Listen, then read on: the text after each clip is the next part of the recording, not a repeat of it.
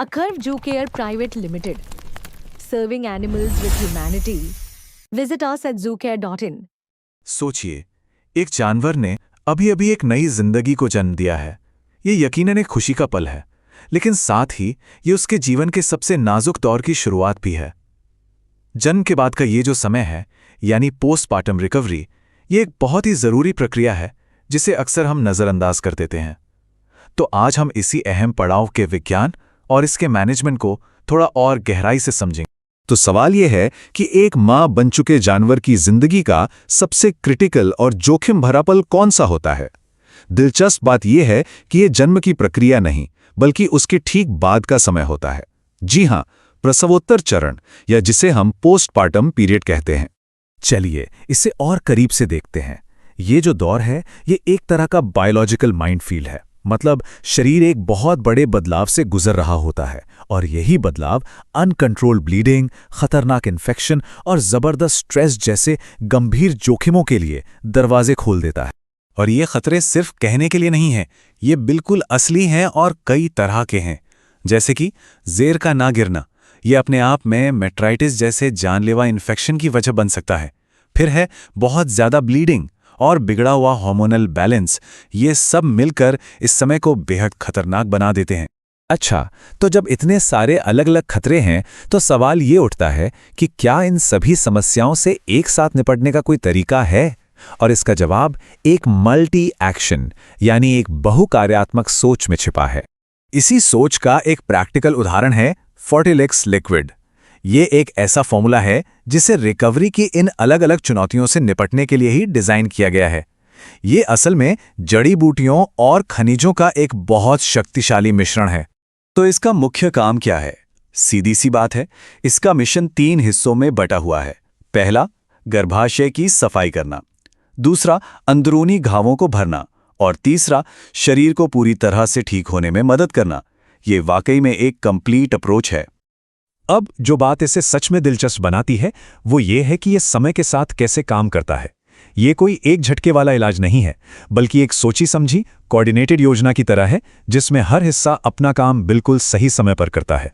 इस रिकवरी की पूरी यात्रा को एक हाई स्पेशलाइज्ड रेस्क्यू टीम के मिशन की तरह सोचिए। जैसे ही जरूरत पड़ती है, पहले कुछ नाजुक घंटों में यूटेरोटॉनिक्स टीम पहुंचती है ब्लीडिंग को रोकने के लिए। फिर अगले कुछ दिनों में गैलेक्टागोग्स टीम दूध का उत्पादन बढ़ाने का काम संभालती है, और साथ ही एडेप्टोजेंस की टीम तनाव को कम करती है। और इसके बाद भी हफ्तों तक मिनरल्स और एमिनो एसिड की रिपेयर टीम शरीर को अंदर से दोबारा बनाने का काम करती है। ये एक परफेक्ट तालमेल वाला मिशन है। तो चलिए अब इस फॉर्मूले के अंदर झांकते हैं और देखते हैं कि ये विशेषज्ञ टीमें असल में हैं कौन और ये क्या काम करती हैं। तो यहाँ 3 मेन टीमें हैं। पहली है यूटेराइन टॉनिक्स की टीम, जिसमें अशोक और इंद्रायण जैसे खिलाड़ी हैं जो गर्भाशय को सिकोड़कर ब्लीडिंग को रोकते हैं। दूसरी है गैलेक्टागॉग्स की टीम, जिसमें मेथी और शतावरी जैसे तत्व हैं जो दूध उत्पादन को बढ़ावा देते हैं। और तीसरी एंटी माइक्रोबियल्स की टीम, जिसमें नीम और हल्दी जैसे शक्तिशाली तत्व इन्फेक्शन से लड़ते हैं और उसे रोकते हैं। लेकिन कहानी यहीं खत्म नहीं होती। इन मुख्य टीमों की मदद के लिए एक सपोर्ट क्रू भी काम करता है।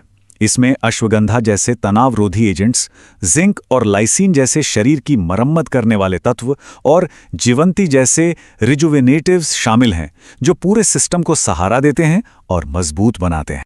ठीक है, ये सारी विज्ञान की बातें तो बहुत अच्छी हैं, पर असल दुनिया में जमीन पर इसका इस्तेमाल कैसे होता है? चलिए अब इसके प्रैक्टिकल पहलुओं पर चलते हैं और देखते हैं कि ये जानकारी पशुपालकों के लिए असल में कैसे काम आती है। अच्छी बात यह है कि इसका इस्तेमाल बहुत सीधा सा है। बड़े जानवरों जैसे गाय या घोड़ी के लिए पहले दिन एक ज्यादा शुरुआती डोज दी जाती है, जिससे लोडिंग डोज कहते हैं, और फिर कुछ दिनों तक एक मेंटेनेंस डोज। छोटे जानवरों के लिए भी डोज को उसी हिसाब से कम कर दिया जाता है। ये एक बहुत ही सीधा और तार्किक तरीका है।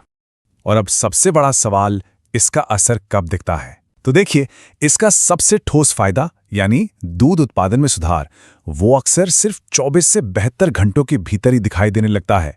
ये एक बहुत ही तेज और मापने लायक नतीजा है। तो अंत में इस पूरी प्रक्रिया का, इस पूरी साइंस का आखिरी लक्ष्य क्या है?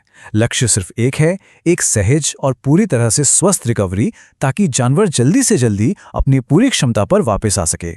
ये एक लाइन मुझे लगता है पूरी कहानी को अपने आप में समेट लेती है। इसका मकसद सिर्फ आई हुई समस्याओं को ठीक करना नहीं है, बल्कि एक आसान रिकवरी का रास्ता बनाना है जो आगे चलकर जानवर के अच्छे स्वास्थ्य और उसकी उत्पादकता की नींव रखती है। और ये हमें एक बहुत बड़े सवाल पर लाके खड़ा करता है। क्या इस तरह की व्यापक और वैज्ञानिक प्रसवोत्तर देखभाल की रणनीति ही पशु कल्याण का असली भविष्य है? ये एक ऐसा विचार है जिस पर हम सभी को सोचने की जरूरत है।